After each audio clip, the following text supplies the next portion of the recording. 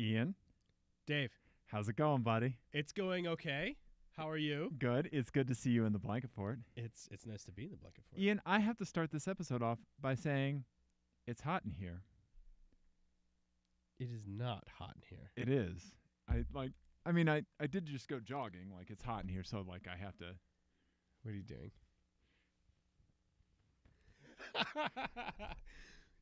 We have T-shirts. We got T-shirts, buddy. That is a small T-shirt. It's fitted. I like it. It says It's our best sticker, I think. Yeah, It says the cars break down mechanically, the hosts emotionally. Yeah, there we go. Yeah, as we well know. So we have T-shirts. I made you one. Okay. I got a couple mediums and a couple larges, and I have one extra of each size. Okay. And so we can give listeners, hello listeners, a T-shirt. Okay. All right. There we go. Very nice. I like it. It looks really good. Well, thank you. Yeah.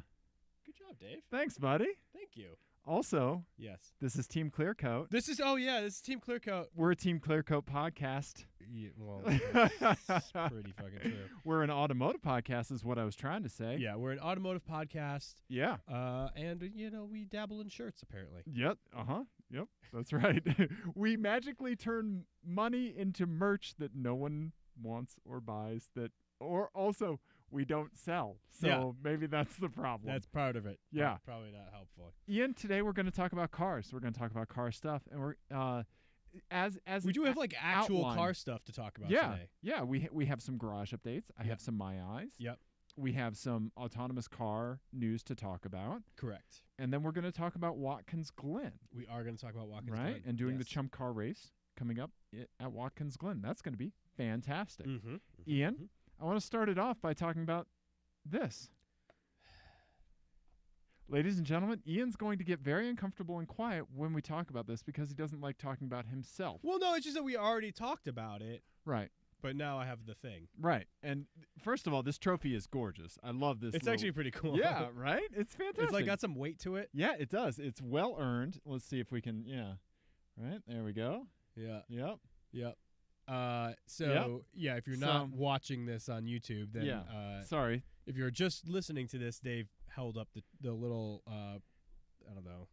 Lucite glass? Yeah, I don't know. Trophy that I got for being a terrible tourist and going to go-karts instead of like seeing, I don't know, Tower Bridge or whatever. The Louvre. Yeah. Yeah. In another Not country. in London. In another country. Yeah. But anyway, so I got a trophy when I was karting in London, and we talked about that in one of the previous episodes. But I brought the thing over, so we're going to display it in the blanket fort. Well, where no one will ever see it. What I would like to say is, more than likely, I'm going to need to go to IKEA to secure us some shelving because I am sure that this is not the first trophy. Oh my God. That you will win. Well, I wasn't racing against anyone. Yeah, but you earned this. Yeah. There's a see shelf the way right he here. dodged that right there? There's a shelf right here we can use. Yeah, but I have a feeling it's going to expand. Yeah, I don't think that's true. Ian. All right. So anyway, what else do we have to talk about? I like this. This is how I keep you on track on the show by complimenting you. Also, I do love how the first thing you said about the shirt was, that's a small shirt. I was worried that I was going to be able to, wedge my fat ass into it is what I was worried about. Your first place ass, Ian. Ian. So, Ian. All right. Let's talk about cars. How about we talk about My Eyes? Okay. Have you seen anything you want to talk about lately? I really haven't. I can't think of anything remarkable that I've seen lately. You've basically been holed up in your house, though. Yeah. I mean, pretty much recovering from the near-death experience of this sinus infection. Yeah, it's good for listeners to know that you are alive. Yeah. Yeah. More or less. Right? I mean, your Twitter feed will kind of continue whatever. Right. Yeah, just random retweets and stuff. Yeah, right. But good to know you're alive. Yes. I'm personally very happy about that.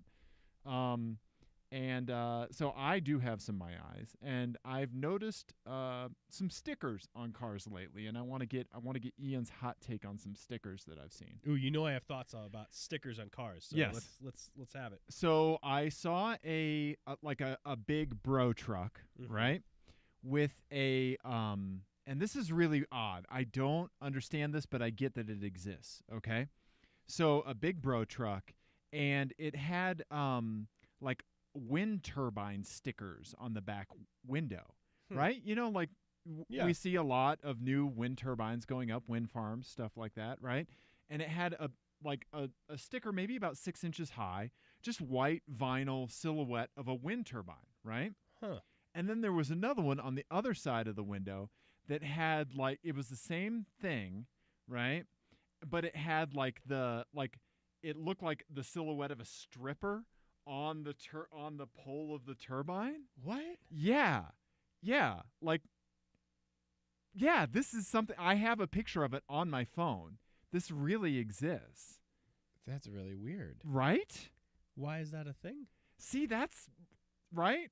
Because it's like, okay, so you think like clean energy, Prius driver, someone who subscribes to Mother Jones. Right? Yeah. You don't think clean energy bro truck stripper. Like stripper enthusiast, right? Yeah. But then you think, okay, so then I mean, like if it's like if the wind turbine clean energy, you know, like the construction workers, like if that undercurrent is there for the people that build the wind turbines, yeah, right? Could be. Right. That's just what I'm thinking, right? Yeah. Maybe it's maybe they're ironic windmills of like, I drive a gas guzzler, ha ha ha. Windmills are hilarious. Right, or this is the only thing a wind turbine is good for is for, I guess, the return of the 50-foot woman to strip from. Yeah. Yeah, I don't know. Yeah, I don't know. I like the worker idea. Angle. That might be a good explanation. If anybody else has seen this, I would be super interested to hear about it. Yeah. Yeah. That's very weird. Yeah. Yeah. Tweet at me #windmill stripper poll. RE, you guys really need badges so Yeah. you can investigate these things. Right. Yes. See? Nosy Patrol, Ian. Yeah. Nosy Patrol. Yeah. Ian. Dave. What the hell? So, another sticker I saw, right? If we're going to go ahead and continue the misogyny tip, Okay. right? Was a slammed JDM-ified Subaru Forester, like the first gen Forester. Right. Like we see with the STI swaps and everything. And normally, I really like those. I do too. Right? Yeah. They sound fantastic. They're actually lighter than the WRX STI. And they're kind of a cool solution to the Denver or like the Colorado problem. There it is. Right there. Right? Yep. The Colorado problem of I want fast car. I can have one car. Right. And I need to go snowboarding or skiing or whatever. Right. Exactly. Right. And I want to be able to put bikes on top of it. I've got a dog. I've got a huge dog. Exactly. Right. First gen Subaru Forester STI swap. Yeah. You see those around a lot. Yeah. Right. On the back, he had a sticker, and I say he because I saw it was a dude. It said, the number 2, low, 4, the number 4, fat hose. Right? Come on, man. Yeah. I liked your car, and then I saw that sticker, and I'm like, oh, you're a fucking asshole. Right, and it's one of those things that, like, that's an example of, like, you know, if you chuckle to yourself about the idea of fat people getting in your car and making the suspension bottom out, nobody gives a shit. Right, exactly. But when you feel the need to broadcast that to the world, right, then it's just stupid. Exactly. Right? Yeah. So it's like, oh man, that Subaru is dialed. Like, that looks awesome. Fuck that guy. Yeah. Right. Yeah. Yeah. Yeah. So that's hilarious. And then the trifecta of misogyny, right? I've been sitting on this one for a while, but seeing these other two made me think of it. I saw a lady driving a really heavily modified Audi S4, the B5 generation, right? Yeah. Twin turbo, 2.7 liter. Yep. Fast as shit, but they went through turbos like crazy, right? Yeah, and pretty much everything else. Right. As well. Yeah. Yeah. and and it was a little ratty, but it sounded amazing, and it moved, right? On it, it had a sticker that said, "Not my boyfriend's S4." And I thought that was pretty awesome, right? That's pretty funny. Yeah. Yeah. It's pretty, but it also speaks to the fact that in the automotive community, The people would assume that. exactly, Right. right? That's where we are as a car culture, Right. right?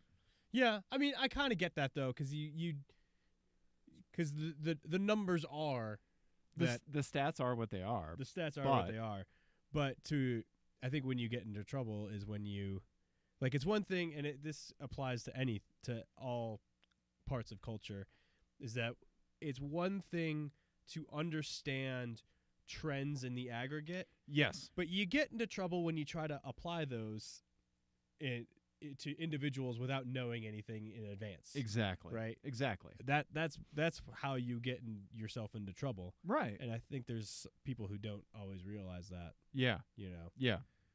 They're like, well, the numbers are on my side, so obviously this person's not gonna understand that. But they can still be hurt by it. So it makes me think of when I did an art festival a long time ago with my ex, right? And we had a booth, and people would come up. And she had photographs, and I had some digital stuff, and like prints. And people would come up and just straight talk to me. Like the woman couldn't be the artist. Right. Just straight talk to me. Huh. Yeah. Weird. Right. Yeah. And that's the error, is when they're applying. Like, maybe the stats are what they are, right? Right. But when you're applying that, like, or just making that assumption, right? Like, that's when it bites you in the ass, and you shouldn't do that. No, yeah. Right? Yeah. Yeah. Well, I remember you called me on that last year when we were at Road America. Okay. I would say that in my defense, I had other information on hand, but we were talking to one of the race teams. Okay. And I gave everyone on the race team a sticker. Okay. And one of the people there had a significant other standing next to him. And you were like, "Why didn't you offer her a sticker?" Okay. And because you were like, "Give the girl a sticker too." Right. Oh, okay. I don't even remember this. I remember it. Okay. And I was like, "They had jackets. All the people had jackets." Okay. But then I was like, I probably should offer her one too. Yeah. Yeah. Right. So yeah, I do it too. Everyone does it. It's good for us to identify and to make the effort to break out of it. Absolutely. That's how you turn that into a positive thing. Yeah. Right? Yeah. And don't put stripper wind turbine stickers on your car. Right? I'm still I'm right? I'm jury's out on that one because I don't know what it's about. No, well, but still, could it be anything good? Even if it was ironic. Could it be anything good? Even if it was ironic. Yeah. Right? Yeah. The stripper silhouette on the car thing is really strange to me too. Yeah. Yeah. It's very weird. Yeah. Like, I don't understand what information really you're giving out. There is a section of the male heterosexual community that just has to go, "I love women, and I want dudes to know. I want everybody to know." Right. Like that's part of their identity. Right. Right. And Yeah. It's like, again, the numbers thing. Yeah. We're not surprised. Right. That's most of us. Right. That's like 90% of us. Yeah. So, Right. Okay, dude. Yeah, exactly. All right. Whatever. Yeah. Yeah. I don't know. I'm just going to put everything that I enjoy as a sticker on my car now. Okay. All right. So that would be cardigans. There's going to be a cardigan sticker. Spat on my There'll be shield. there'll be a whiskey sticker. Right. Which is good for when you get pulled over. Boobs, sure. We'll put those up there. We'll put a picture of my car on my car. And Nico. Yeah. Your dumb face just on like one door. You just get a whole door. Maybe some like dark chocolate. Okay. All right. Coffee. That's the whole roof. Okay. Okay. Just coffee. Right, I like this. It's like a heat map or like of what you like. Right. But applied to body panels of your car. Yeah. Oh. I like that. Like a word cloud. Yes. Yep. Yeah. Automotive word cloud. Yeah. But it's it's me as a person on my car. Right. Yeah. And so that's what I think that's what baffles me about the stripper profile. Okay. Because it's like, hey, I like this thing. Right. I like this thing in the world. Right. So I need to put it on my car. But they stop there. Right. It's the only thing they put on their car. Right. Well, yeah. I mean, that's all that kind of matters for. That's some people. That's a weird thing. Right. But yeah. Right. Like, what if you're really into Settlers of Catan too? And so I have seen Settlers of Catan bumper stickers before. I have too. Because of course we have. This is Yes. the world we live in now. But Yes. one is a stripper silhouette Right. mud flap, and the other is a Settlers of Catan mud flap. See, and that would be one of those paradoxes we talked about last Right? episode, Yeah. where you'd be like, explain yourself. Yeah. Who right? are you? Right? Yeah. Just a bro strategy game enthusiast. Right. Just a bro world Or like builder. the stripper silhouette and like Rhodes Scholar Yes. right next to each other. Those two things don't ever Yeah. overlap either. Yeah. Right? Yeah. Yeah. I like that. I like the word cloud on your car. Yeah. Yeah. Right? I think that's the hot new trend. I like that. Yeah. Right? Ian. So I think that was basically all the my eyes I've had. Do you have any garage updates? I mean, you've been holed up in your house, so you haven't been driving your car very much. No, I don't think I do. Okay. I did buy one of those. So when we got back from vacation, I don't think I said this. The saw battery was dead completely. Oh, Did you get one of those solar charger things? No, I got one of the remote, like the carry. Yeah, to jump it. Yep. And it's like I got one of the beefier ones, so we could use it for camping too. Oh, we nice. Can, like charge our electronics on it, and there's an integrated flashlight and integrated air compressor. Yeah, those are good things to have. Yeah. Yeah, I should have bought one of those years ago. Yeah.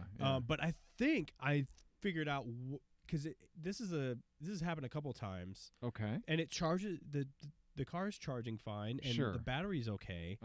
I think that that little Bluetooth module that I had plugged in for the OBD2 port. I have to think about I know. I want to say old dirty bastard. every time. Yeah.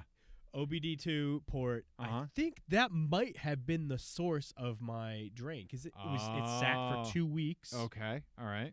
I think that might have been it. Wow. So I don't know. I've unplugged that and see. Okay. I have one of those as well in the Infinity. Yeah. I picked one up. I don't know if I told you that. No. Yeah, I picked one up for the Infinity. Have you done 0 to 60 times with it yet? Not yet, but we should. Yeah. Oh, and I just found that dashboard like 2 days ago, and we'll get to why. But go on. Oh no. Go on. Okay. No, so that was it. So I got one of those things. So my I drive old European cars kit has expanded a little bit. A little bit, yeah. So. I mean, that's why we like station wagons, because we need all that room to keep the car running. Yeah, exactly. Yeah. Exactly. Ian, that's what we do. Yeah. So you have apparently a story then. What's going on with the Infinity? I had my first problem with the Infinity. Uh-oh. So I was driving to my booze house, and a bunch of lights came That's on the a dash. little bear that he hangs around with and steals it's picnic baskets with. It's my fantastic girlfriend, Oh, Ian. okay, sorry. So I was driving to her house, and a whole bunch of lights came on my dashboard that I did not realize all could come on at the same time. And at first I said, am I driving a mid-90s Land Rover Discovery? Right. No. Okay. Whew. Okay, so, and the car's still moving under its own power. Everything's okay. So what were the lights? What lights did you get? Emergency brake light came on, brake. Okay. The brake was not on. Yeah. Okay. VDC off, that's the traction control. Vehicle dynamic control off. So also the slip light, as if the wheels were spinning, came on. And then one other light that said RAS. Romeo Alpha Sierra. I have no idea what RAS is. Still? You don't know what it is? No. So I listen to the car, everything's okay. I get some gas at Costco, and I'm, doing some Googling. Like dirty ABS sensor or something? That's what some stuff was pointing to. And and so I pull the codes, there's no codes, right? And that's when I found that dashboard with 0 to 60 stuff, for the sensor. Awesome. We'll do that. Yeah, and then so through like some forum reading, I found out that it could be low brake fluid. Right? Oh, yeah. So I actually saw that my brake fluid was just under the minimum line. Added some brake fluid, lights went away. Oh, nice. Well, do I have a leak in my brake lines? Because from when I had the brake lines done to how much the pads could have worn down in the meantime, no way. Well, you did do a track day. I did do a track day, but a very tiny leak would also explain the weird-ass behavior of the pedal going to the floor. I think more likely you boiled your brake fluid. That is racing brake fluid. There's no way I could have boiled it in that time on the very first lap. I have boiled. Did you get .4? Would you get 600? 660. 660. Oh, wow. Ian, I didn't mess around. Yeah, I don't know, man. I don't know. It's a 4,000-pound car. Yeah. I need it to stop. Ian, I don't know. Yeah, you. I think I have a tiny. So I'm just going to monitor the brake fluid level, and my suspicion is that I have a tiny leak. I need to take it back to the mechanic to put the stainless steel lines on. Yeah. Yeah. Curiouser and curiouser. Right.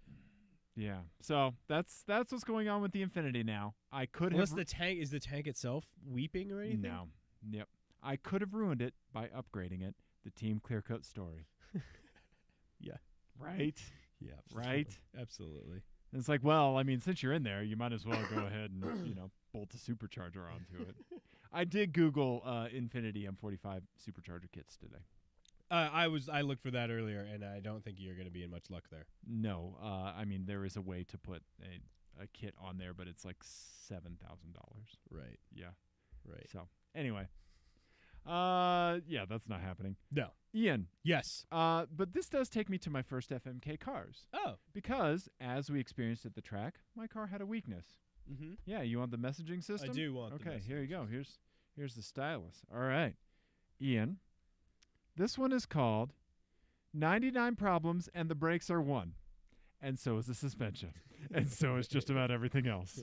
These are weird track cars with flaws. Okay. So these are cars that this is your track car. Okay. Okay? All right. First up, we have and I'm going to kick over to the browser here so people on YouTube can see. YouTube and Twitcheries. First up, Ian, you have a Ford Crown Victoria. Okay. With a 6-inch lift kit. So the suspension is plush and wonky. Okay? Okay. All right. Then up next, you have a Lexus LS 400. All right. Nice. Lexus sedan. Yep. Grunty V8. Yeah. But the brakes do not work very well. You can only brake about 25% as hard as you would like. Right? So your stopping distances at the track. Right. Very long. You have to ease into them. Okay. One thing I love about your car is the way that we just slam it into the turns. Just brake hard. Yeah. And then we're out the other side. Yeah. This one, very gradual. Yeah. Okay? Yeah. Got to burn off that momentum. Okay. Then lastly, Ian, you have a Nissan Leaf. And its downside is it's a Nissan Leaf. So there's no extra catch with that? Nope. It's just a Nissan Leaf. And so these are my track cars. These are your track cars. Yeah. Oh, and we should explain FMK cars. Oh, yeah. So Yeah. FMK Cars is a game we play based on the classic game of Fuck, Marry, Kill, except we play it with cars instead of people because we're nice. Yep. Fuck means you drive it for a day. You hit it and quit it. Marry means it is your new daily driver. You put a ring on it. And kill means it goes to the crusher immediately. There's no fun call and answer for that one. Exactly. So I'm gonna say that I will. Yeah. What are you gonna do, buddy? I'm gonna marry the Crown Vic. You're gonna marry it and just suspension. But you know what? I'm gonna cut every curb. I'm gonna hit those curbs so hard. Okay. Like I'm just like I'm gonna straighten out every corner because I'm just gonna cut so so bad. I like that.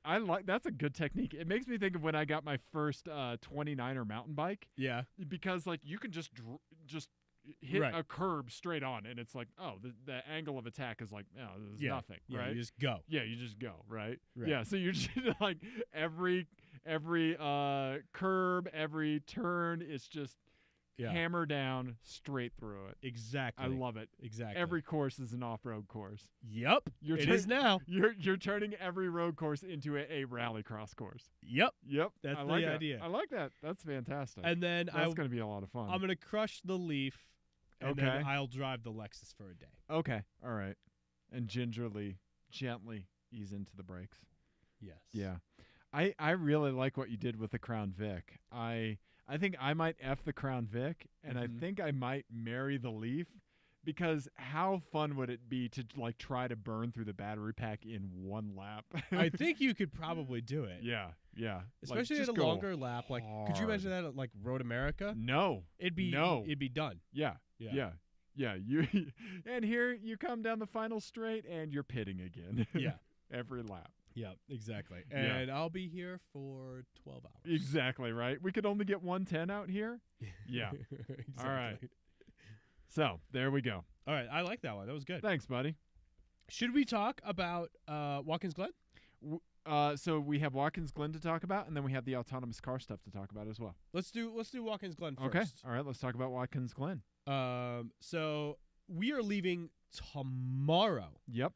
So by the time this is going to be up tomorrow as well, so, yeah, maybe-ish, I don't know. Who anyway, knows? By this weekend. So we're going to be over Memorial Day weekend. Yep. Chump car race at Watkins Glen, Mid-State, New York. I'm excited, but also quite nervous because this track is known for being tricky, narrow. NASCAR runs there. They run a different configuration than we're running. It's one of the most famous tracks in America. Yeah. I mean, Jackie Stewart, raced and I believe won there. Mario Andretti won there. Right. When they were when they were in Formula One. I can't believe Formula One cars used to go around that track. Right. It's crazy. Yeah. And it's gorgeous there. That's a really beautiful area of the country. Right. And we should be able to get a strong cup of coffee, right? Yes, we should. Yeah, not it won't like be Wisconsin? like it's not going to be Wisconsin coffee. It's basically a picture of the color brown. You could give me one of those Home Depot paint swatches of different shades of brown, and that would have more flavor than Wisconsin coffee. Absolutely. I'm calling you out, Wisconsin. Well, and what's funny is that like I tried to prepare you. Yeah, and in my mind it was like, well, how bad could it be? Right. If there's a motto for me, it's well, how bad could it be? Yeah, but it turns out Wisconsin coffee. Awful. Yeah. I told you, man. You did. It's bad. Yeah. No, you firmly get to say I told you so. My aunt and I literally at like family gatherings will bring our own instant coffee to put in the coffee. Yeah. Right. Because you have to make it into coffee. Yeah. Right. Because in its current state, it's not coffee. It's barely coffee adjacent. Right. Yeah. It's brownish hot water. Right. It's the idea of coffee. Right. Yeah. Lovely idea. This is tasty. Yeah. Exactly. This idea is going to keep me up all night. Wishing I had actual coffee. Right. Yeah. Exactly. Yeah. But yeah, no, we should be able to get a decent cup of coffee there. Okay. All right. And you know, I'm super excited to see the town and see the racetrack because it's so historic and everything else. However, there are 100 cars. Yeah. Entered. How long is Watkins Glen? I'm gonna look it up. It's I believe it's 3 miles. 3.22 miles in the Grand Prix configuration, which is what we're running. Yep. And it's gonna rain. Yep. I mean, it's definitely gonna rain on Sunday on the second day. And I've never driven the Maserati in the rain. Right. So. Yep. That should be entertaining. Your father and Craig have. Yes, they have. And I have your dad did an amazing job when we were in Wisconsin when he started in the wet, right? Well, and that was really bad because it was just greasy. Yep. And damp and cold. Right. That was a really tricky. Those were really tricky conditions, and he did a good job of like just staying out of trouble, which is like job number 1 through 7. Exactly. Is just stay out of trouble. Yeah. Especially with that many cars, because Right. at that point there were still like 70 cars or something. I think 70 started the race the first day, 72 maybe, and then I think maybe about 50 or 60 started the second day. But still quite a few cars. And Road America is how long? That's 4.22 or something. Yeah, 4.1. Yeah. Right. And Watkins Glen is about a mile shorter than that, and there's going to be 30 more cars. Yeah. And it's narrower. And the walls are closer. There's more elevation change. There's more elevation change. And it's going to be raining. Yeah. Ian. Yeah. No, and so my girlfriend and I were talking about this weekend, like all of the strategy that's involved in endurance racing, right? And right. Because she didn't really know much about it, right? And it's for somebody who doesn't know, it's really interesting, like all of the tactical choices that you have to make to have a successful day. Yeah. You know, and how cars can be in front of you, but you're not racing them, you know, like stuff like that, you know, and you having to decide where you're going to push and when you're not, and, you know, the overall effort that you're going to make to, like, conserve tires or not, you know, and pit strategies and stuff like that. Right. And so we were talking about how having your dad out there in the car on the day that it had rained overnight and the track was greasy in Wisconsin was a very strategic and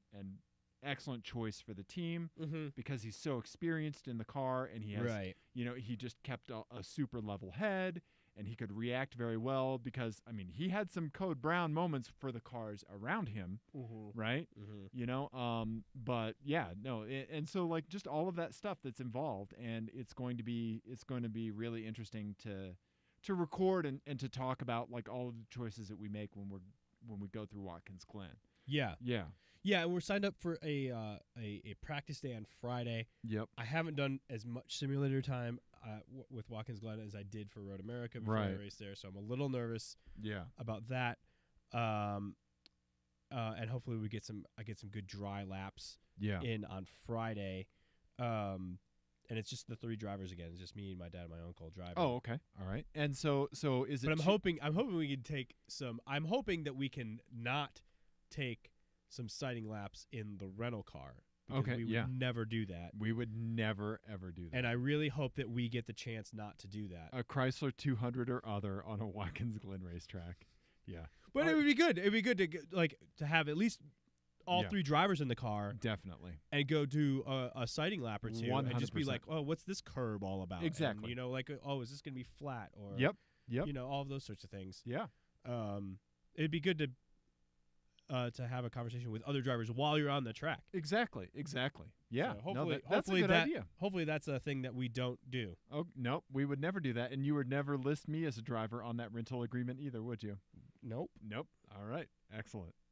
And so if we never sneak a Chrysler 200 or other onto the track, you know, I mean, why even talk about it? Because we would never do it. Why even bring it up? Why? Who brought this up? Let's continue talking about things we would never do, like getting a Nissan Quest minivan up to 120. We would never do that. No. Nope. No. In the middle of Nebraska. Yeah. Which is apparently I've been told it's absolute top speed. Yep. It runs out of I've been told it runs out of gear. Right. Even though it's a CVT. At 120. Yeah, but that's what we've been told. Yeah, that's what I've been told. Yeah. I had an argument with a coworker today about what state was more boring to drive through. Kansas. Sounds like a barn burner of an argument. Kansas I-70 or Nebraska I-80. It's Nebraska. See, that's exactly what I was saying, but she was firmly in the I-70 camp, and I have done both numerous times. I've done Kansas a billion times. I've done Nebraska once, and I was like, "Fuck you, Nebraska." Field pooping aside, I'm keeping that at arm's length. Screw you, Nebraska. I do not like I-80. Yeah. No, it's the worst. No. Yeah, it's terrible. You're exactly right. But it was worth driving to go see our buddies on the 1010s podcast. That was fantastic. Well, and also for you to poop in a truck stop. Field. So, anyway. Not like that would ever happen. But it happened. Yeah. And so anyway, so what do you? So the other thing about Watkins Glen is that it's very pretty there and historic. Yep. It's I've heard it. Matt Farah has described it as like North America's spa. Okay. Yeah. You know, and even he has that uphill. Yeah. A pretty fast, like you in some cars you could be flat out turn. Right. Yeah. We should be in the Maserati. In the wet? Not in the wet. Okay. Yeah, not in the wet. Yeah. I don't think. But Right. I would think so in the dry. I would think Right. we would be flat through there in the dry. Right. Or close to it. Okay. All right. Yeah. I don't know. It's going to be pretty cool. No, so I'm going to make more of an effort to get some great photographs from the track. Okay. Do some better job about documenting and some field recordings, you know, some thoughts. And you and I are going to make more of an effort to record at the track, right? Yes, and I would Yep. like to actually get like some interviews with people, like with the Chump Car people or whatever. I don't care. Yeah. No. Yeah, for sure. Yeah. And bring up the track map really quick. Okay. Can All we- right. can we look at that really yeah. quick? Sure. Okay. Yep. Fine. So I have been watching a lot of Yeah. YouTube videos. Okay. So this is what I all right. do when I'm like getting rid of the drive a new track, which I've only done a couple times. But I watch a lot of YouTube videos. One thing that screwed me up was that I watched a bunch of YouTube videos Of people crashing. of people. It was a NASCAR driver doing a lap, Oh wow. and he was driving the NASCAR lap. Yeah. And yeah. after we had started driving it on Project Cars, Yeah. I was like, "Oh wait, Oh, okay. Where's yeah. that section? Oh, Wait, gotcha. what?" Uh-huh. So then I was like, "Oh, okay." Is this what you're driving here? Yes, that's 11 it. turns. Okay. Yep, this is it. So what the NASCAR Okay. guys do, they go basically from 5 to 9. Oh, okay. Oh, yeah. So they don't do that. Right. They don't do that whole Heel, toe, the boot. Okay. They don't do the all right. boot section. The chute, the heel, the toe, the boot. Okay. Well, this whole thing. What's this here, all a boot? Eh? So 6, 7, 8, 9. Uh-huh. That's the boot. Yeah. And then there's the toe and the heel. Yeah. And then so, but the thing that's kind of like spa. I know is, how boots work. is that like 2, 3, 4 complex because that's really big uphill, and I can't Right. remember the elevation change, but it's pretty big. It's like It is. Yeah. It's like 100 feet or something. Okay. Yeah. It's a I pretty can see that. Yeah. Big elevation change. Yeah. But yeah, I'm super psyched, I like that. and also nervous. This is the part of the podcast where you silently stare at a picture of a track. Oh God, yeah. I'm sorry. This is Ian. not good listening. But like Ian. This is what I'm going to be doing on the plane tomorrow. Is just staring at this the picture of the track. And I'm going to download a few YouTube videos and just watch them over and over and yeah. over again. I'm going to watch probably Get Out or Arrival on my phone and read Rick and Morty comics. Okay, well, you have fun with that, but Yeah. I'm terrified, so Yeah. I want to do this. Ian, you're going to do fantastic. Ian, I'm going to. And again, as always, my goal is to be within 3 seconds of everyone else on the team. Okay, all right. If I can be within 3 seconds, I'm happy. So who else is coming? Is we have crew members coming? We have 2 other crew members besides yourself. Okay, so who are they? Dwayne, Right, who we yes. knew, he's of the course, crew chief fantastic again. crew chief. Yeah. Yep. And then Chris, who we haven't met. Oh, but okay. I think he was out with them at Laguna Seca. So Okay. I'm sure we'll. How we'll did your talk to them. father find this random gentleman on the internet? I don't know. Okay. Don't know. We'll get the. I'm sure we'll get the story. We're picking him up from the air. We're all Yep. meeting in Detroit Yep. tomorrow on the way out there. So Yeah. I'm sure we'll There get we go. the whole story. Yep. He replied to the group text. I saw that. Oh no! When it first went out to me, it was like, "Who is this?" It's like, "My name is Dave. We're going to be doing a race together." Okay. It's okay. All right. Yeah, I don't know anything about him. So, Yeah. yeah, that should be fun. So there we go. All right, Watkins So Glen. yeah, stay tuned for dispatches. Maybe Yep. we'll try to. I don't know if We'll try to do everything we can. What do we have some success with last time? if you Some Facebook want living. to follow us. Yeah. You can download Race Monitor Pro. Race Monitor Pro, and if you look for the Chump Car race that's happening in Watkins Glen, Yep. we will be with Dead Pedal Racing, Exactly. which is the race team, and so you can follow along with how terribly we do.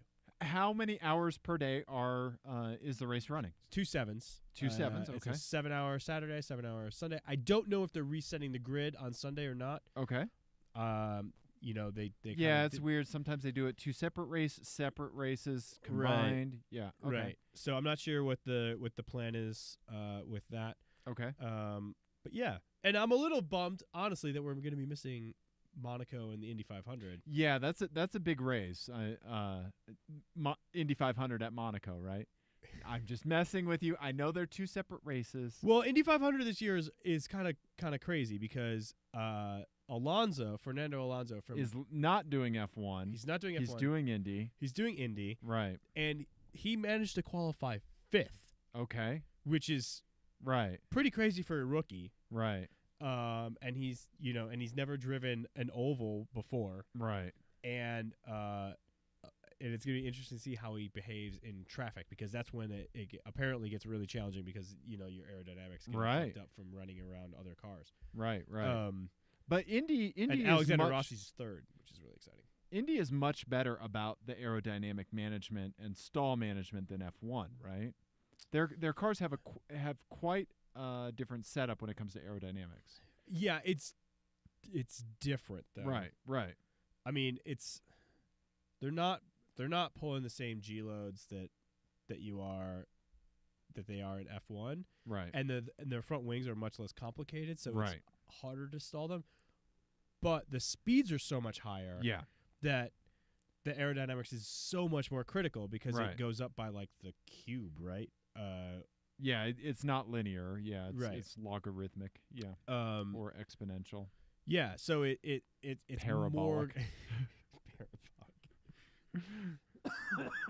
It's more critical right. to get all of that right at those speeds than it is at even just, like F1 cars typically in a straight line at most tracks will brush 200, right. maybe 210. Right. These but guys are averaging 232. Right. Was the pole lap this year was I think 232. That's insane. Right? Yeah. Yeah, it's crazy. Yeah.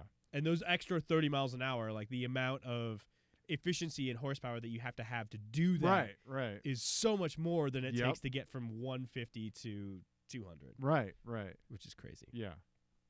But yeah. Anyway. Any hoozle. Ian. Oh my God. Yeah, I know. So do you want some water? I have some water. No, I'm all right. Okay. Please don't die. I won't. I mean, at least not from coughing. Probably maybe from Watkins Glen. Which brings me to my next FMK cars. Okay, let's do FMK cars. Okay. So this is called Glenn, the racetrack, not the creepy kid from Mad Men. These are the past 3 NASCAR winners. Okay, all right. At Watkins Glen, because NASCAR is the kind of the biggest race series that races there regularly. Yeah. But there are 3 different models of car. Okay. That have won at Watkins Glen over the last 3 years. Oh, okay. All right. Is one of them a Toyota Camry? 2016 Toyota Camry. Okay. All right. Yep. I don't want a Camry, Ian. I know. Why are you making me have Well, this one's like a little too easy. Yeah. This one's way too easy. Okay. All right. So I think I'm going to have you answer it with the obvious answer, and then I'm going to put the actual twist onto it. Okay. 2015 Ford Fusion. Oh, yeah. Okay. 15 Ford. Yep. Okay. Yep. All right. Ford. I forgot to hit the down arrow, everybody. Yeah. Ford Fusion. There you go. Okay. And 2014 Chevy SS. Oh. Yeah. Oh, wow. Okay. All right. Geez. Yeah. 2014 Chevy SS. Okay. Yeah. Well, I mean, obviously marry the SS. Right. Because it's a Holden and I love it and I want all of it. Mm-hmm. Right? Mm-hmm. Then I'm going to have to I'm going to F the Camry. Because you think it's unexpected? No. I'll tell you why. Okay. And then I am going to kill the Ford Fusion. All right? Okay. So, I'm highly skeptical of this. With the Camry, I think you're going to be on board with this. Okay. All right? With the Camry, I am going to paint it beige. Crime spree. I'm in. No. Right? Because you could be every getaway driver. Like Ryan Gosling in the beginning of Drive when he's in a Chevy Malibu. Impala. He's Impala. in an Impala. Yeah, right? Yeah. Right? Yeah. Yeah, a beige Impala. Yeah. So I'm going to paint it beige, right? Mm-hmm. I am going to wear pleated khakis. Uh-huh. I am going to listen to what's the most average bullshit band? Dave Matthews Band. Okay. I'm going to try to have the most absolute average day, right? Okay. And what that is that will be like the kilogram. All right? That will be the metric by which all other days are judged. Are Okay. they good days or bad days? Right. Because until you establish the exact midpoint, yeah. you can't call it. Everything is relative. Yeah. Ian, I like it. that's what So I'm what gonna would do that in the unit of Camry. measure then be called? One Camry. Yeah, Ian. And then any iteration of it, positive or negative, is standard deviation from a Camry. Ian, That's amazing. this is what happens when I take Calc 1 through 3 and think about majoring in math for a week Uh-huh. and then get lost in Fermat's last theorem and modular equations for a little while in college and then do an automotive podcast way too many years later. Way too many years later. Yeah. Uh-huh. What Oh are you my Googling God. right now? I have to Google something really quick. Because there's a catch? No. Okay. But What are you Googling? it's fine. So the catch was gonna be that we were gonna make the performance Uh-huh. absolutely level, Okay. like they are in NASCAR. Oh, yeah, okay. Uh-huh. So basically, If everything behaved exactly the same. they're all gonna be at the midpoint between all three of them. Okay. All right. So whichever one is the slowest, Yep. average with whichever one is the fastest. Yep. Whichever one handles the most, Right. average with the like all of those things would Yeah. be just averaged out. This is some Fountainhead bullshit. Yeah. No one's allowed to excel. Ian. Yeah. Okay. Please don't ever quote Ayn Rand on our podcast It's again. not because it was good.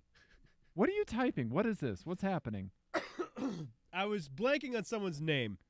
So you were talking about your unit of measure of the Camry, Yes. and I figured it out. So there was I had read an article a while back in the AV Club. This was years ago. Okay. About the modest proposal of scoring music, because they were like playing with, do we do letter grades or Right, whatever, right. you know? Numerical scores. Right, right. Right. Yeah. and so they were like, we're just gonna start grading everything on Framptons, because Peter Frampton Yep. is the exact, Yep. like, he's neither good or bad. Right. He's just there. He just exists. Yep. And those songs nobody has strong feelings about those songs. Right. And so that is the absolute midpoint Yep. of popular music. Yep. Exactly. And so you can have plus Framptons or minus Framptons. Yep. Exactly. Yeah. And now I'm saying you can have plus Camrys or minus Camrys. I like it. I Yeah. like it. Right. Ian, That's fantastic. I love that. Thanks for admitting that you were looking for the Frampton thing. I don't know why I blanked on Peter Frampton's name, but But then isn't that the whole purpose? can I tell you how I got there? Yeah. Back to Peter Frampton? Oh God, I almost spilled water. Ian, we can do whatever the hell we want. Oh, right, it's our show. Whose show is it, Ian? Your show? Our show, Our show. Ian. So I just remembered that in High Fidelity, Yes. she covers "Babe, I Love Your Way," and I was like, I remember the song name, and I remember it's covered in High Fidelity, and that's how I got there. Gotcha. Okay. Nice. 6 degrees of Googling with Ian. Yeah. Sorry, yeah. everybody. Yeah. I think you've chosen exactly right. So, if they were all Right. attenuated, Right. Mm-hmm. What would Everything you- was normalized. what would you do? Let's say they're all now rear-wheel drive Okay. as well. Right. Yeah, I'm kind of going off of looks alone, right? Is there a manual transmission available in all three? No longer manual, but a good Automatic. Automatic. Okay. With paddles. Okay. All right. Because basically in NASCAR, like the cars are essentially the same underneath. Yeah. Right. Then I think I'm going Chevy SS still, just because Really? I like the looks of it the most. It's pretty. It looks as aerodynamic as a refrigerator, and as someone whose favorite car is a Nissan Skyline R34, Right. that speaks to me. Okay. Yeah, that speaks to me. I always thought that the SS's styling was the thing that was really kind of holding it back. No. It's so anonymous. Yeah, but it's blocky and good. Like it looks, aside from the chrome, like if Uh-huh. that car was de-chromed, That which I would. Yeah. yeah, it looks like an FBI agent should be driving it. Yeah. Yeah. No, that's yeah. Ian, what do I like? Yeah. Discreet performance. You would be a terrible FBI agent. I would be. I am the definition of there he is. Right. Yeah. Do I blend into a crowd, Ian? Right. That's what I mean. No. Yeah. People find me. Yeah. Yeah. That's true. Yeah. That's true. Ian. Yeah. Right. How often have you been like at the auto show, like looking around? Yeah. Like, when you say "Where's Dave?" Yeah. Like how soon does that answer present itself? Where's Dave? There he is. Yeah. Usually right after I step out from behind whatever's blocking my view. Right? Or just look towards wherever cookies are. Yeah. Yeah. Yeah. Oh, there's juice over there. Let's go over that way. I like that. So yeah, if everything was equalized, what do you think you would do? I think I would go. I think I would go Fusion. Yeah, I was guessing that you like the looks of the Fusion the most. I do. Yeah. Yeah. And the Camry the least. Yeah. Okay. Anyway. Right yeah. on. All right. Nice, buddy. Nice. What else do we have to talk about? We've been going for a while. We can talk about the transportation secretary. Is that her title? Yes. Elaine Chao. Yeah. Appears not to know what the fuck is going on. Right. Yeah. And so we had originally wanted to talk about this when it came out. Yes. A few weeks ago. Yeah. And for whatever reason, we just kept.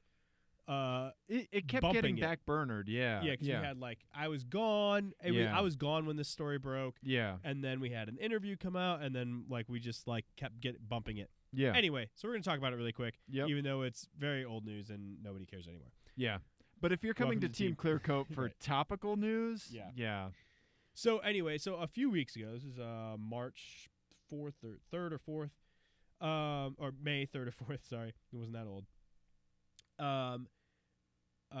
Elaine Chao, who is the Secretary of Transportation and also married to Mitch McConnell. Oh God, I'm sorry. Yeah. Turtle enthusiast. Yeah, I was gonna say Turtle Man. Mr. Turtleman. Yeah. Yeah. Okay. So she was giving a speech or an interview or something, and was very flippant. She was asked about autonomous vehicles, and was kind of flippant about it, and basically said that it's here already. Right. So what do I need to worry about it? Exactly. Was kind of the context of it, and the exact quote is, "We have now self-driving cars. Right. We have level 2 self-driving cars. Right. They can drive on the highway, follow the white lines on the highway, and there's really no need for any person to be seated and controlling any of the instruments." Yeah, that's where we run into a problem. So there's a lot that's wrong there. Yeah. First of all, level 2 does not mean that you don't have to use the controls. Exactly. Level 2 is essentially, it's not far off of what you have in your Infinity. Right. It's assisted driving. It's Yes. really good driving assistance systems. Right. Radar cruise control. Yep. Which is basically like level 1. Like you basically have a level 1 I do. car. Yeah. Yeah. Lane discipline. Yeah. Right. And keeping something in the lane. keeping you in the lines and that sort of thing. Right. But you absolutely still need to be in control of the car. Exactly. Yeah. There's the other thing that that she's the inference that she's sort of taking these SAE levels to be gospel. Right. When we know that there are many problems with just adopting those wholesale. Right. Right. And I want to get into that in just a second. Okay. But one thing that I heard, so I was listening to Alex Roy's podcast, the Autonocast, Okay. which is really good. You guys should check it out. Okay. And they made the point, and I think this is right on the nose, that this is an endemic thing in the Trump administration, that basically just not being bothered to be an expert in the field you're supposed to be running. Ben Carson, Housing and Urban Development. Right. Or Yeah. Betsy DeVos, like not giving a Right. shit about public schools, right? Exactly. Like these are sort of like the main points Right. to what their jobs are. And in 2017, having a sound strategy and at least grasp of where we are right now Right. should be a bare minimum Right. for someone who's a transportation secretary, because the entire industry is in total flux right now. Oh, we yeah. have automakers pouring billions of dollars, potentially, Oh, yeah. company ending amounts of money if they get it wrong. In NVIDIA, like all these other ancillary organizations as well. Not just the automakers, but Right. like Uber, right? They're not an auto manufacturer. Yeah, NVIDIA. Yeah. All of these other people. And yeah. and people Billions. Yeah. And companies will fold Right. because they will get it wrong. Yep. And government is going to be playing catch up. Right. And so to not even have an understanding of where we are today Yes. is completely unacceptable. Yeah. And totally mind-boggling that would be Right. What are you doing with your day if you're not learning that? So Ford just didn't they just replace their CEO with the person that was heading up the autonomous car They did. initiatives? They did. Yeah, which is a big deal. Yeah. I mean, I It's an indication of where the future's going. yeah, and whatever you think about the value of these technologies, because I think I'm fairly skeptical that any of this is actually going to happen, to the extent that people are talking about, and to the extent that I'm somewhat skeptical that the amounts of cash that people like GM and Ford and Uber and all these other people are spending are going to be justified. Okay. Right. I think there are benefits to this technology. I don't think we're going to see this utopian end state where nobody's driving cars And nobody's getting in auto accidents, things like that. I'm skeptical that I'm going to see that. Okay. In your lifetime. Yeah. Maybe in Nico's lifetime. Maybe in my kid's lifetime. Okay. Maybe. Okay. But it still seems... I was just going to say, from that cough, it seems like your lifetime's going to be done tomorrow. So Right, that skepticism is warranted. Yeah. Yeah.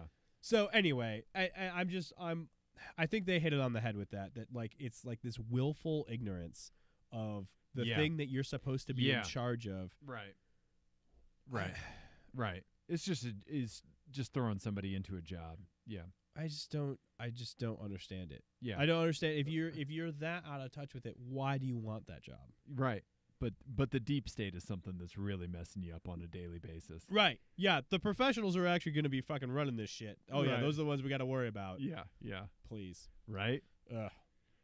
For anyone who's not watching on YouTube, I'm making an obscene gesture to express my thoughts about what I think about that line of reasoning. Ian is tenderizing chicken patties? Yeah, that's exactly what I was doing. And practicing for my shake weight. There you go. Yeah. Yeah. Exactly. So anyway, I have an FMK before I get too heated. Okay. I have an FMK cars to go with this. All right. Let's do it, buddy. And then I want to touch on one other thing. Yeah. If we have time. Okay. Please don't die. Okay, I'll try not to. Okay. So this one's called Secretary of Not Being Bothered to Give a Fuck. Okay. So these are, if you Google, so Elaine, like I mentioned earlier, this is where it becomes relevant. She is married to Mitch McConnell. Ugh. And as a senator from Kentucky, Yeah.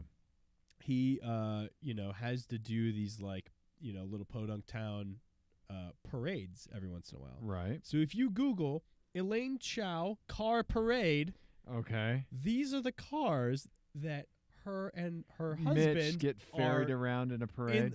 in the back of. Oh man, I hope one of them's a Chrysler LeBaron. Yep. So these are basically the first 3 results. Okay.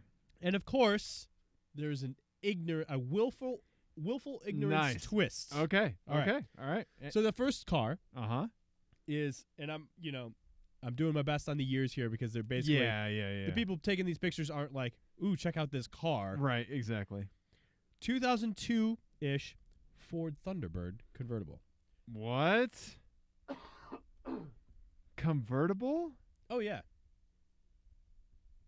What? Yeah. Oh, yeah, with that weird, yep, Yeah. okay, yeah, that awful, yeah, Right. okay, all right, Right? Okay. okay, yeah. The catch is here. The retro remake, okay. You know that both a thumbs up and a middle finger means something, Okay, but you never bothered to learn the difference. okay, So you give both of them out at random. okay, all right, okay, I'm mad.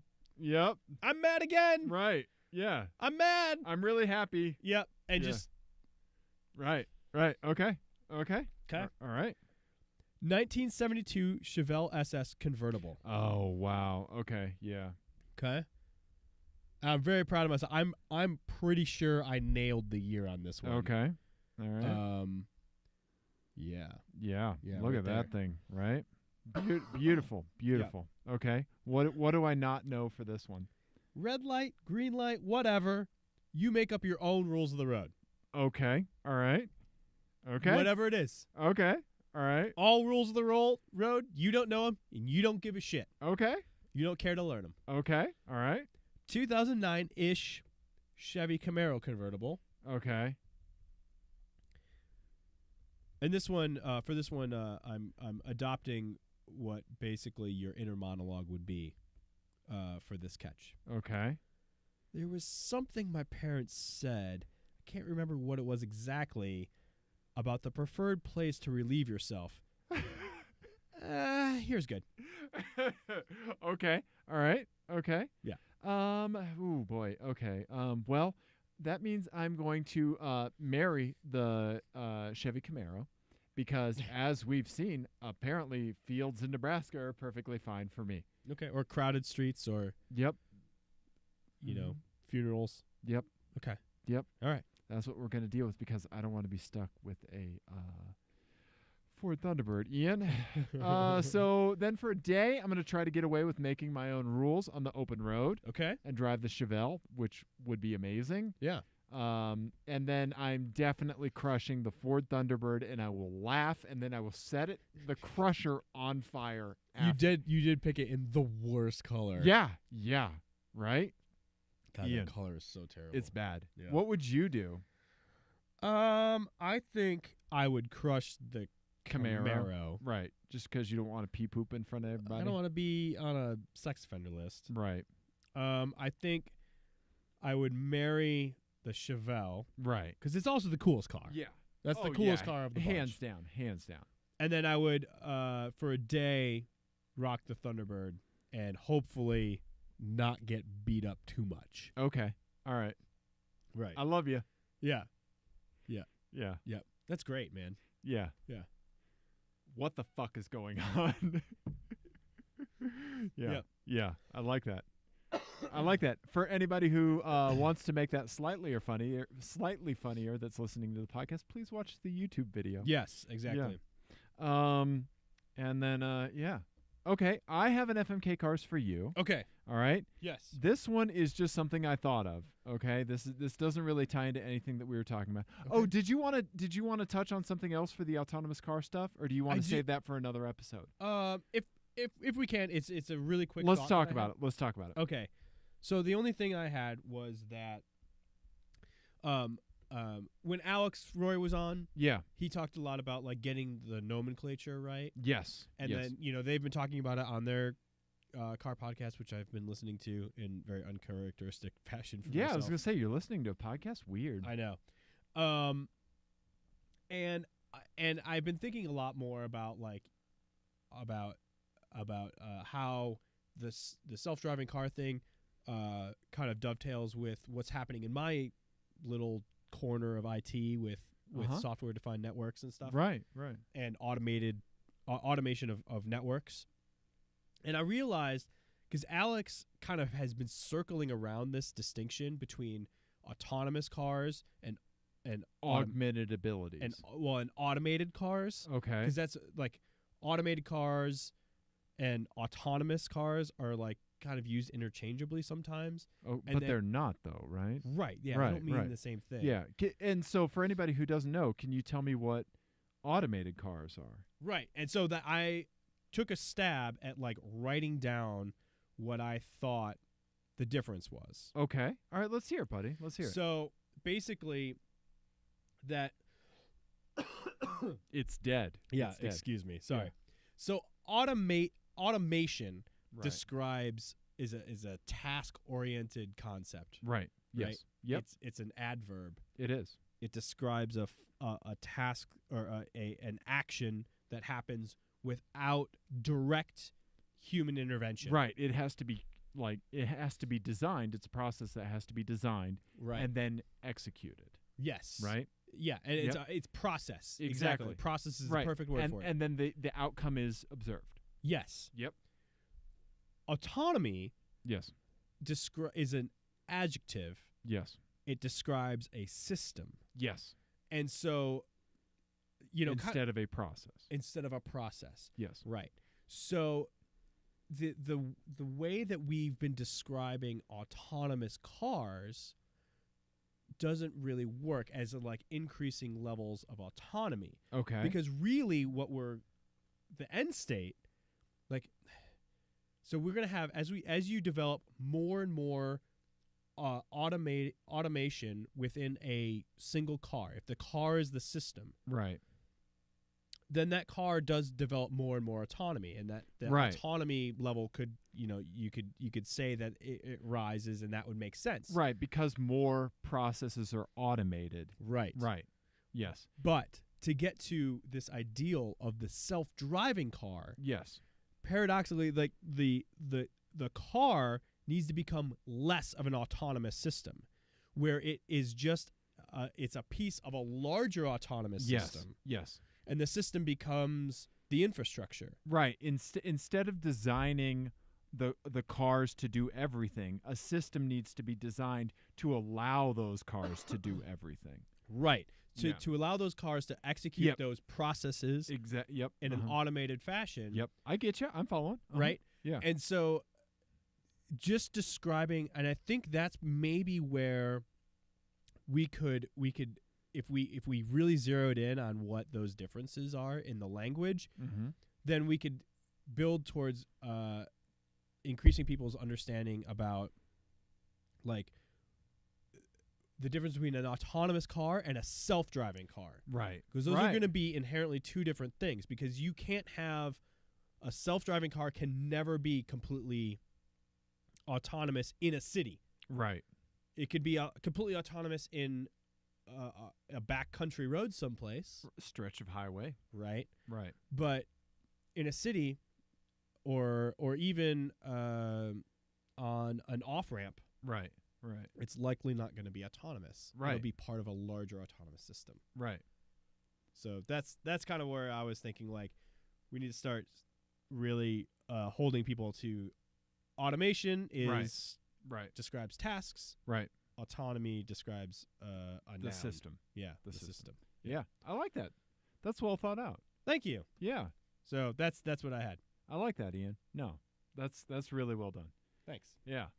I'm thankful that I could follow it. Because I think because IT like it's right. No, I totally get it. Yeah. Right. Completely get it. Yeah. And what's funny about that is that we like, I think we're well positioned to understand both, like this language part of it, definitely, and like how people get mixed up with it, because I see that all the time. Right. People getting mixed up with it. Right. And then also it's funny that like the pot of gold aspect. Right. To we're gonna automate this system, and we're gonna this is gonna be an autonomous system, and we're not gonna have to touch it anymore. That same like pot of gold blindness that people developed to everything that stands between them and that pot of gold Right. exists in both worlds. It does. You're exactly right. And the pitfalls are the same in both. Like it's people not having all their ducks in a row Right. in their network before they try to turn these things on. Exactly. And it's the same thing. It's gonna be the same thing here. Right. So. Right. And so like let's make a correlation from the IT world in this, right? So I am no stranger to automating processes, right? Like, I poorly code several PowerShell scripts all the time, right? I code badly in a wide variety of languages, but so I've automated a few processes, right? And we've all met that guy in tech, that person in tech that is like, that wants to automate everything. Right. And some of the things that they want to automate, you think like, why would you go through the effort to automate a process that has to be executed once a year or something like that, right? And so prioritizing the energy of where you pick to focus that energy, prioritization of where you put that energy towards automating processes. Right. So, I mean, personally, I always say that I only automate things when it frees up time for me to do other things. Right. Right. There's this fantastic article that was on the Register years and years ago that's like my IT religion, but it touches on several things, including automation, continuous visible productivity, stuff like that.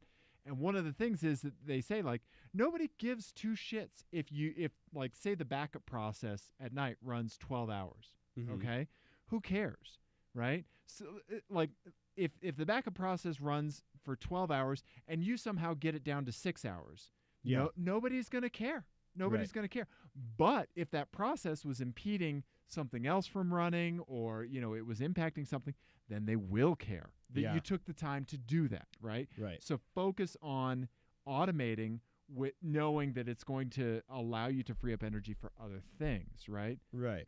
And so in the automotive industry, I'm sure that there are a billion things that we could automate, right, when it comes to establishing how a car behaves on the road, right? But there are very distinct priorities as to what should be made, what should be made a priority for this list of tasks, right? Right. Yeah. Well, and that that also brings up an interesting point too, of like another reason that both enthusiasts and government should be involved in this conversation is that they're going to have a very different priority list. Yes. Than a manufacturer might. You're exactly right. I think a manufacturer would largely be focused on safety, and that may be the end of it. Right. Yep. Like, they don't give a shit if you're if you're sitting in traffic or not. Right. Exactly. They don't give a shit if the system of a highway going through a city, if that autonomous system runs smoothly or not. Right. They just want their thing not to break. Exactly. They want to be able to fix it. Right. They want to be able to, sell it and be able to point to numbers and say we've had these fewer fatalities or whatever. They want it to be something that rises them above their competition. Right. Yes. Yeah. And so it's a question of incentives. Like exactly. Who has what incentives? Exactly. Yeah. Yeah.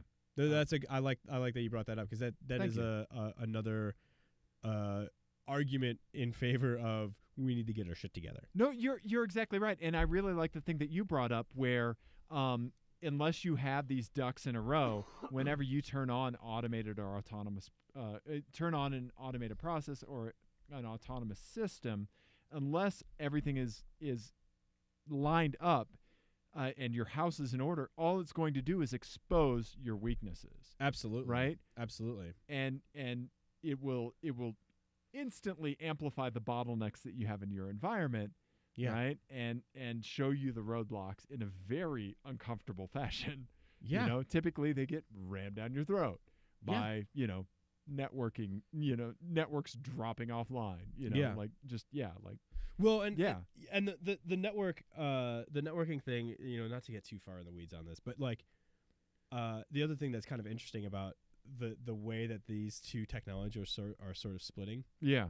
Is that essentially, autonomous cars, if you think about it and you know anything about how the internet works, are moving towards basically how the internet has worked for forever of lots and lots of little autonomous. Yes. Yeah. I mean, local exchange carriers. Yeah. in routing, the term autonomous system right. means basically that you have little and it's basically routers saying like I'm going to direct traffic this way. Right. And so we're now just making all of our cars routers, right? Right, right. So we're moving that we're catching up to that point. Right. And in networking, now the big thing is to move the controller basically to remove the autonomy from those Right. autonomous systems. Right, right. And to control it remotely, have a big brain. Right. And that right there, that is that when we take that step, that's when we get self-driving cars. Yes. Yes. So we have to go through this same sort of Growth. growth. Maturity. and we're one behind. Right. And right. Even in networks where there aren't like lives at stake if you send a packet the wrong way. Right. Right. We're not there yet either. Right. Right. So it's interesting to see like all of the same pitfalls Yeah. and all of the same mistakes and all of the same like hands-off approach until it's too late and all that sort of stuff happen in the car world. So I don't know. That's it. That's all I got on that's fantastic, Ian. That's fantastic. Yeah. I would love for us to talk about that more. And I love the fact that like when you and I sat down to do the podcast, we're basically like, we love unreliable cars, right? Yeah. And now like we're getting into some heady shit with a with little bit. autonomous cars, and I really like that. And I'll think more about this because I do think like the example of what's happening in my industry is instructive. Yeah. I'll think about a way to like really explain it in a way that is, will be easy to map over for people who don't know anything about. Should we get a How the blanket internet fort works. whiteboard? Oh God, Ian. that's Yeah. a terrible idea. Yeah. I think we need to add whiteboard cam to it. I mean, I'm gonna draw a penis on it. Is the thing though. You do that with everything, Ian. I do. Yeah. I do. And there we have the Team Clearcoat podcast. Ian, I have one last FMK cars for you. Let's close this out. This is an amuse-bouche, if you will. Okay. A palate cleanser, right? Okay. This one is called look away from my screen, Ian. Okay. This one's called Firsties and Lasties. Ian, you get the very first and last or most current generation of a car. Okay. So you're getting a pair of cars. Whenever you drive one out and the other one back. Oh, interesting. Okay? Okay. And All right. I'm assuming there's a whole logistics team that takes care of. Yep. Okay. Now all that is built into the system. Fantastic. Okay? First up, Ian, Honda Civic. The very first Honda wow. Civic was made in 1973. Mm-hmm. I'm going to pull up a picture of it. Look at that little Civic, Ian. Look at it. You're yawning. How adorable is that Civic, Ian? That's fantastic. Right? So then, of course, the pairing is the current Civic. The turbo one. Well, whatever. But Well, they're turbocharged. sure. But also, I'm not a fan of the styling of it. They went all the way up a mecha robot's butthole to find it. The taillights are fantastic, but for the love of God, the rest of the thing is just too much. All this fake plastic stuff on the back is just, yeah. And they managed to integrate a boat oar design, a kayak paddle design in the bottom, and I hate that. It's really weird. Yeah. Yeah, the kayak paddle is really pissing me off. But anyway, Honda Civic, Ian. Yep. Okay. Okay. Second, you get a Toyota Corolla. First Toyota Corolla, 1966. Yeah. Okay. Look at it. Oh, Ian, it has fender mirrors. it does have fender mirrors. Okay. And here's the most recent Corolla. Uh-huh. Yep. So there you go. Lastly, Ian, Mitsubishi Eclipse. Oh. Okay. Does that mean I get like First Mitsubishi Eclipse was in 1989. Mitsubishi Eclipse. Look at that. That's a fantastic car. Yeah. That is a cool ass car. Yeah. We love the Eclipse, the first gen, But now it's going to be the crossover. and the crossover Eclipse. Ian, Okay. come on, buddy. All right. For anybody who doesn't know, Mitsubishi effed up anyone who devoted themselves to the Eclipse name and decided to label our crossover an Eclipse. And in one of our podcast episodes, I can't remember which one, we talked about who that car is for, that Eclipse crossover, and it's for people who have DSM tattoos. Yes. Yep. And children. Yep, exactly. It's like 7 people. Yep. Although we did Google DSM tattoo, and there were a lot of results. That's true. That's true. But then again, it is the internet, and people do awful shit. So I think, what was the first one? Oh, Civic. Civic, yep. Look at that little Civic. Come on. Little 13-inch wheels. So the old Corolla of all of them is my favorite car here. Right, yes. Look, it looks stoic. It looks like it's terrible to drive, though. It looks stoic and cute at the same time. Yeah, it does look like it's pretty awful to drive. Yeah, I'm sure it is. But how does that differ from the current Toyota Corolla? Yeah. All right, so let's go. Oh man, this is a tough one. That's why I made it, Ian. Yeah, I think I'm crushing the Mitsubishi. Okay. All right. Even though you would have a sweet DSM Eclipse, you would kill the Mitsubishi pairing with the crossover. Yes. Okay. All right. Those browser tabs have been closed. Gone forever. And the Crusher has been deployed. So now here's the conundrum: is that the Corolla, the old Corolla, is my favorite car, right? Of everything here. But the new Corolla is your least favorite. Right. But the new Civic is my favorite new car of the 3. Okay. It's almost like I thought about that. Yeah. So I think I'm going to marry the Corolla. Okay. And I'm going to fuck the Civic. I think that's the move. Okay. I think that's the move. Okay. I think you want the cool old car. Yeah.